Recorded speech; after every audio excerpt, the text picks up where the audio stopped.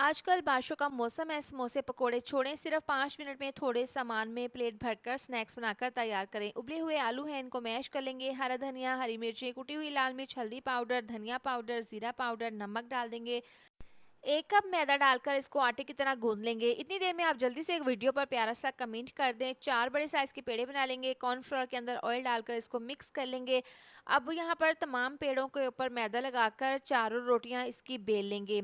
अब एक रोटी के ऊपर ये लगा देंगे कॉर्नफ्लोर और ऑयल वाली स्लरी। इस तरह से लगाने के बाद इसके ऊपर दूसरी रोटी रख देंगे और दूसरी रोटी के ऊपर भी इस तरह से ये लगा देंगे। 4 रोटियां इस तरह से रखने के बाद अब इसके ऊपर मैदा हल्का सा डस्ट कर लेंगे और एक साइड से इस तरह से फोल्ड करेंगे। इसकी दूसरी साइड इस तरह से फोल्ड करने के बाद छुरी की मदद से इस तरह से स्ट्रिप्स में इसको काट लेंगे। अब ऑयल में डालकर फ्राई कर लेंगे। अच्छा सा गोल्डन क्रिस्पी कलर आने तक फ्राई कर लेंगे। बहुत ही क्रिस्पी मज़ेदार से सिर्फ 5 मिनट में स्नैक्स बनकर तैयार हैं।